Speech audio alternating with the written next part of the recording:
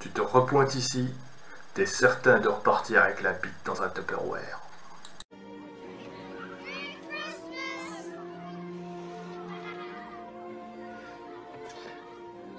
Can I pick the star up this year? Time for dinner. No one thought it could ever happen here. They are an army of international terrorists. America has not been invaded by a foreign enemy in nearly 200 years. Their target, America. Their objective, control. 18 hours from now, America will be a different place. Now, only one thing stands in their way.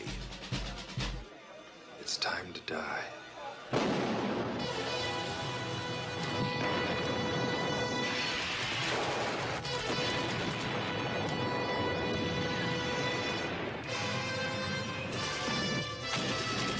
Didn't work, huh? Now it will. They wanted a war. See you in hell.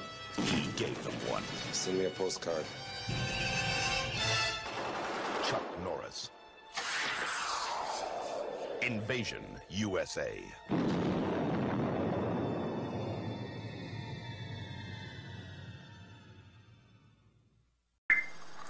Alors, le film que l'on va parler aujourd'hui, c'est donc Invasion USA avec l'ami Chuck Norris. Un film qui 100% hémoglobine. Un film de mec, un film qui a des couilles, un film qui vous fera triquer et donner envie d'aller buter du communiste. Alors,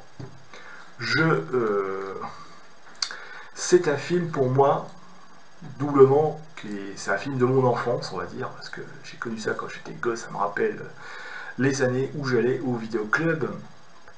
Alors pourquoi j'aime bien ce film? Je sais que c'est un film de série B, c'est un film de la canon, c'est un film où on va tout dire, ouais, mais c'est un film, non, c'est, ouais. Mais imaginez que vous, les petits jeunes qui êtes derrière votre écran, qui avez quoi aujourd'hui, à peu près 20 ans, 25, 21 ans, voire peut-être même moins, vous avez les Marvel, vous avez les DC Comics, vous avez les DCU, vous avez tout ce que vous voulez, vous avez tous ces grands super-héros, Aquaman, machin, Marvel, tout ça.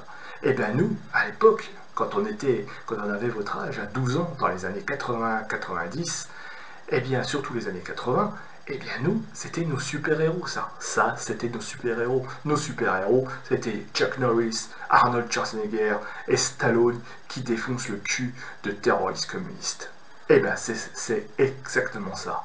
C'est vrai que le scénario était pas trop, ça cassait pas trois pattes à un canard, mais c'était un kiff total et ça nous faisait bien délirer. Alors Invasion USA, un film qui est sorti en fait le 8 janvier 1986, avec comme réalisateur, eh bien on a un certain Joseph Zito qui est toujours en vie actuellement, je crois qu'il a 75 ans, et il est connu pour avoir réalisé des films pareils, série Z, série B, un petit peu des films comme ça, des films de vidéoclub. Il a réalisé Rosemary's Killer, un film d'horreur en 1981, ou alors Portée disparue, déjà avec l'ami Chuck. Portée disparue 3 aussi, je crois qu'il l'a fait. Il a fait Delta Force, je crois pas. Mais il a fait aussi, en 88, il a fait Le Scorpion Rouge, avec Dolph Lundgren, que pas terrible. Et enfin, son dernier film, je crois, ça a été Fusion Factor en 2003 et qui est disponible sur Prime Video depuis. Il n'a pas fait d'autres films, mais il est toujours en vie. Alors, c'est un film de la canon. Alors, un film de la canon, imaginez ce que pouvait être l'impact de la canon à nous, les gamins, quand on allait louer ces films au vidéoclub. On savait que quand on voyait ce logo canon, on savait que ça allait être un film qui cogne. Ça nous a donné des fois des grands souvenirs de vidéoclub, du mercredi après-midi quand il n'y avait pas cours, et qu'on se louait comme ça les films dans le vidéoclub. On savait que c'était des films qui cognent, c'était génial, c'était des kiffs total. Alors, on peut classer... Alors moi, je vais vous dire une chose, une petite anecdote avec ce film, Invasion USA, que j'ai toujours la cassette, là, ma VHS, vous voyez là. Vous voyez, c'est la première VHS que j'ai enregistrée sur le magnétoscope de mes parents, enfin de mon magnétoscope, Oui, enfin, c'était censé être le magnétoscope des parents, hein, que j'ai ensuite récupéré parce que en fait, finalement, c'est moi qui l'ai toujours utilisé, que j'ai même emmené en fac, etc., etc. Bref, ça était la première VHS que j'ai enregistrée. C'était en 1990, j'avais 16 ans. Et je peux même vous dire que cette cassette, je l'ai juste enregistrée avant d'aller en cours, avant d'aller au lycée, avant de me rendre. J'avais programmé comme ça, ouais, je programmais du Chuck Norris, et c'est le premier film que j'ai enregistré. Et voyez, je l'ai encore, elle fonctionne. Alors, je veux bien vous débriefer l'histoire, mais enfin vous en doutez, ça vole pas. Voilà, c'est un scénario de base, hein, c'est des terroristes communistes qui vont envahir les États-Unis, et il y a un seul homme qui peut les arrêter, c'est l'ami Chuck. Voilà. Et là, vous vous dites, ouais, c'est de la série B, ça fait partie des nanars. Ouais, c'est vrai, ça fait partie des nanars, on peut les mettre dans les nanars, c'est vrai, etc. Mais c'est ce qu'on aimait à l'époque, c'est ce qu'on ne voit plus aujourd'hui dans les films, c'est-à-dire des vrais films d'action, des vrais films burnés, comme on disait, avec un vrai héros. Moi, je vous ai dit tout à l'heure, c'est nos super-héros, c'est nos super-héros à nous, les gamins des années 80. C'est ça, quand on était au collège, quand on se louait ces cassettes-là au vidéoclub, c'est ça qu'on voulait voir. C'est avec ces héros-là qu'on a grandi. Comme vous, les jeunes, aujourd'hui, vous grandissez avec vos héros Marvel, vous grandissez avec vos héros DCU, machin, tout ça. Eh bien, c'est la même chose. C'était des blockbusters d'action qui nous étripaient. Par contre, alors on a trouvé, voilà, vous avez un casting, et d'ailleurs le casting, il y a beaucoup quand même, il y a quand même Chuck Norris, mais aussi il y a Richard Lynch qui nous a quittés il y a quelques années, je crois, il y a 2-3 ans. Richard Lynch dans le rôle de Rostov, le grand méchant communiste coco russe. Il y a Melissa Prophet. Il y a Alexander Zale, il y a aussi Billy Drago, et oui, Billy Drago, grand habitué des films d'action jusque dans les années 90, voire même 2000, et ben là on le voit, enfin on le voit pas longtemps, hein, on le voit pas longtemps le temps qu'il se fasse buter, mais on le voit quand même au tout début, voilà. Et puis la BO de Jay Chataway, qui a réalisé celle de Maniac Cop. Qu'est-ce qu'il a fait aussi De Portée Disparue, le premier, Elle Portée Disparue 3. Voilà, on l'oublie aussi, mais c'est un excellent compositeur de musique de films d'action.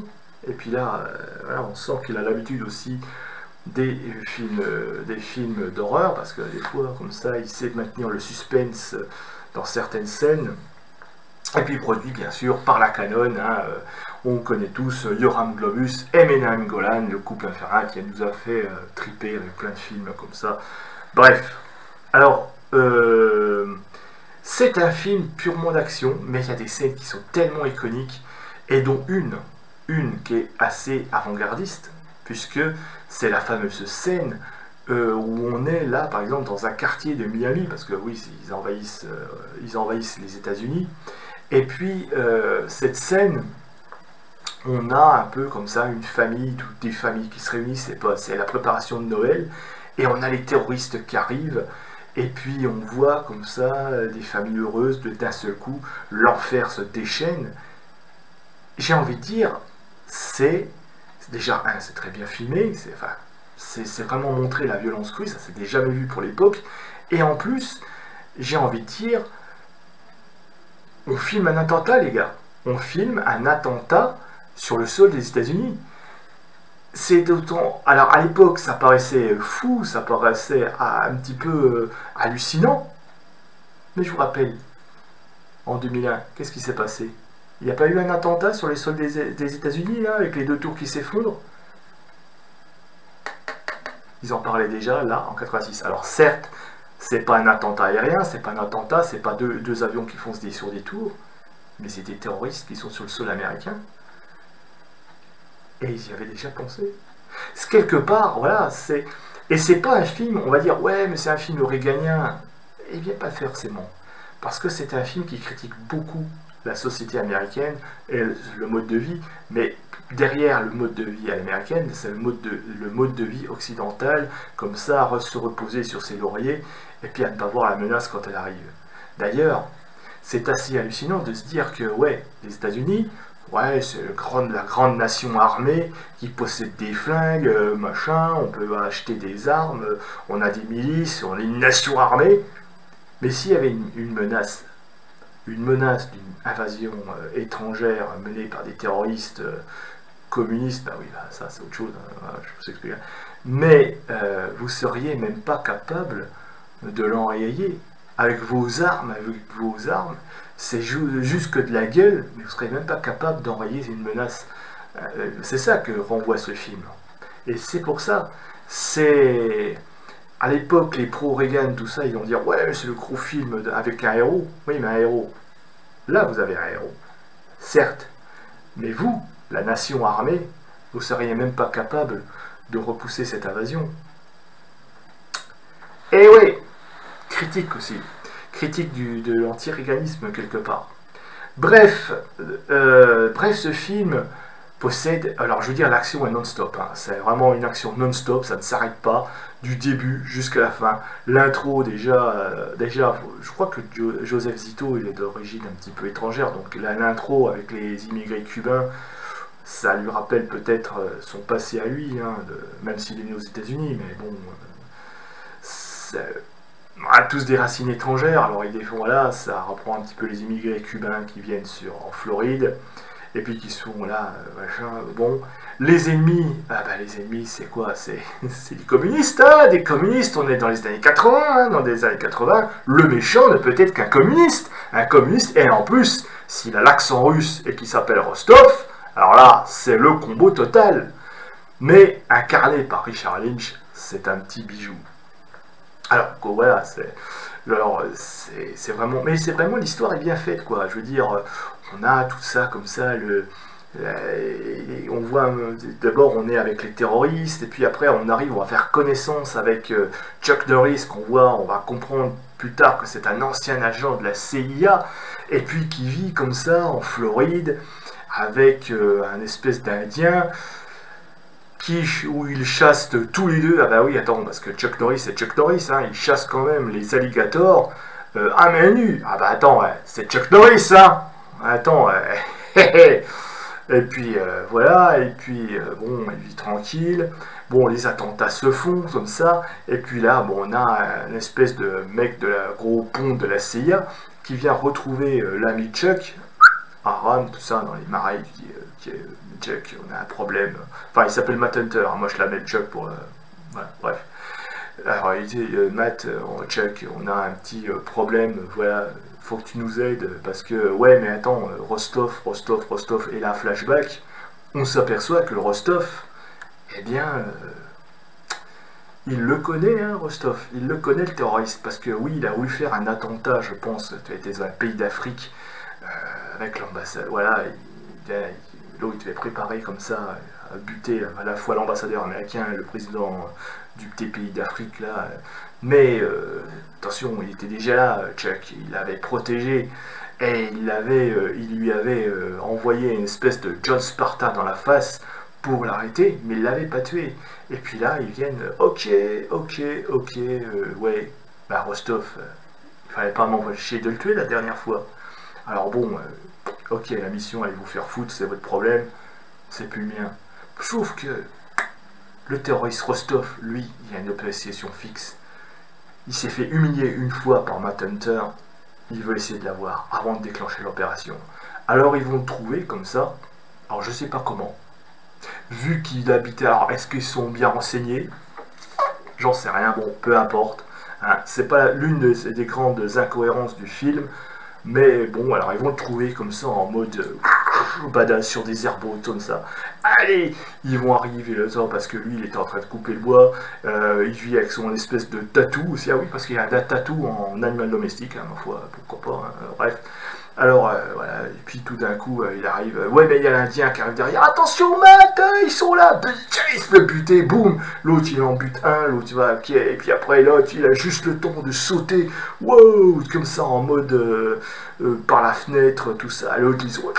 Allez, on arrose la cabane au lance-roquettes, mitrailleuse, voilà. Bon, voilà, il croit qu'il est mort. Ils repartent tous. Et là, il découvre qu'ils ont tué son pote l'Indien. Alors là, ça va chier, ça va chier. Matt qui arrive, ils disent pas le temps de pleurer quoi, tranquille. Les adieux, il repart, il revient. Et puis là, il trouve l'agent de la CIA. Ok, j'accepte la mission. Mais je fais cavalier seul et vous me donnez carte blanche. Ok. Et à partir de là, c'est le grand carnage qui va commencer. C'est l'affrontement. Et ça se bat dans un supermarché. Et ça se bat, enfin un supermarché, dans une galerie commerçante plutôt. Et ça se bat, ça fout, ça prend les bombes, ça sauve des gosses d'un bus, tout ça. C'est pas à vous ça. C'est là, ou alors ça sauve des gens dans une église, et ça c'est la confrontation avec les terroristes. Ça ne s'arrête pas. Pendant 1h40 ce film est là en mode ouais, vous allez vous en prendre plein la gueule. Et on s'en prend plein la gueule effectivement du début jusqu'à la fin dans des confrontations qui dépotent. Si vraiment vous voulez vous amuser, non mais franchement c'est le film à s'amuser. C'est vrai que ça vole pas haut, c'est vrai, ok. Je reconnais, bon, c'était ce film à nous gamins, c'est vrai que ça volait pas haut. Mais franchement, c'est bien filmé. C'est quand même bien filmé. On peut pas dire que ce soit mal filmé. On a quand même une tension avec la musique. À un moment donné, quand il est là, il est dans le bâtiment, là, il y a les deux terroristes qui sont derrière le mur, et puis la musique, et puis il est là, il l'attend, on sait, hop, il les tire le truc, hop, il ouvre la porte, tranquille, il n'y a plus de terreur. Mais tout ça, il y a une tension palpable à chaque fois, par la BO, tout ça, qui maintient une espèce de tension à certains moments. Bref, c'est un kiff. Bon, on aime ou on n'aime pas la Michuk. C'est vrai que c'est pas du grand cinéma grand art, c'est pas du Godard, c'est pas du Truffaut. C'est vrai que c'est pas du film qui va vous faire des grandes réflexions. Encore que, comme je vous l'ai dit, c'est un film qui au moins peut vous poser la question de savoir est-ce que c'est une nation armée qui se prétend armée avec des milices et compagnie, est-ce qu'elle serait capable de défendre sa propre liberté?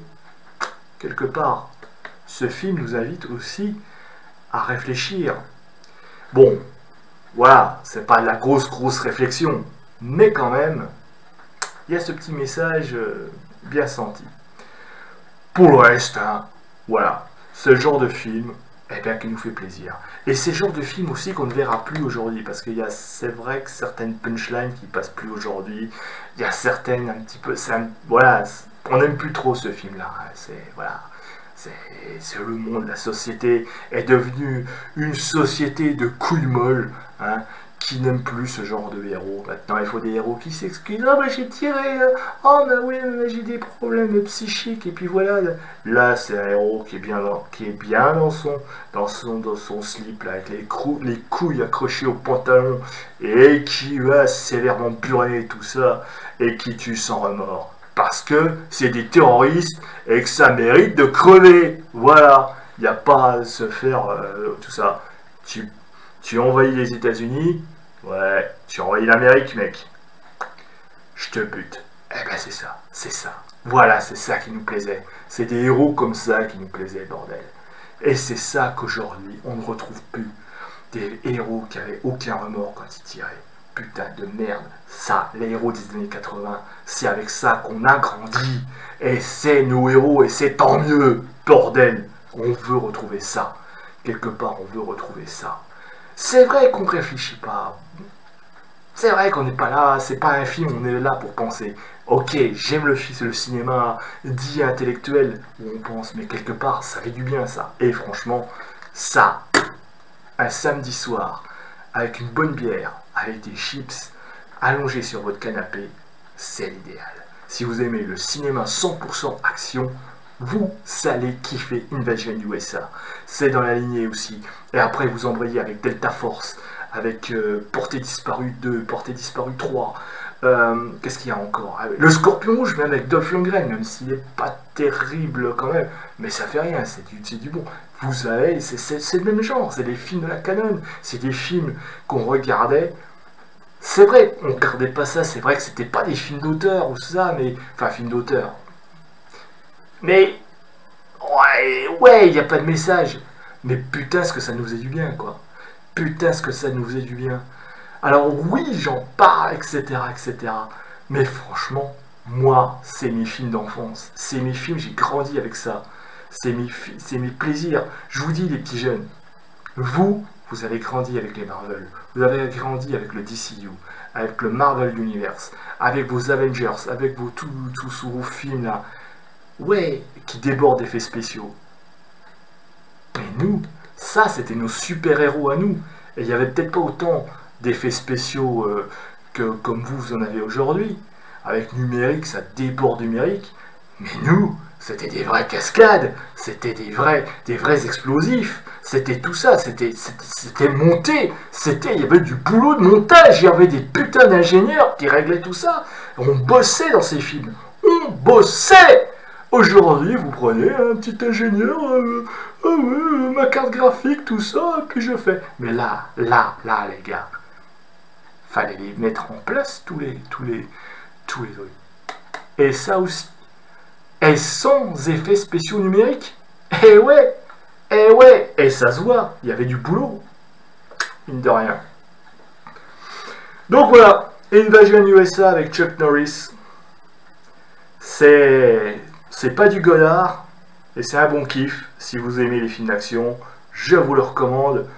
Moi j'ai envie de lui mettre du 10 sur 10. Allez, direct, pour ce que ça représente, parce que c'est un kiff total. C'est vraiment the best des films d'action. Et puis je veux dire, ouais, ok, il y a la nostalgie qui parle. Ouais, c'est vrai, j'ai grandi avec. Et puis j'aurai toujours un petit attachement pour ce film d'ailleurs, je vous dis. Parce que c'est la première VHS que j'ai enregistrée. Et aujourd'hui j'ai plus de 160 VHS chez moi. Mais celle-là, c'est la première. Et c'est rien que pour ça. Ok Chuck, vas-y. Sur ce mes amis, eh bien je vous souhaite de bien vous porter, pour passer un bon samedi, ou un dimanche soir, ou un dimanche après-midi, ou quand vous voulez regarder cette vidéo. Restez cool, restez tranquille, regardez des films qui vous font plaisir, on s'en fout des critiques et tout ça. Sur ce, likez, partagez, commentez, dites-moi si vous aimez ce film en commentaire, si vous avez tripé autant que moi j'ai tripé quand j'étais gamin. Et puis on se dit à bientôt.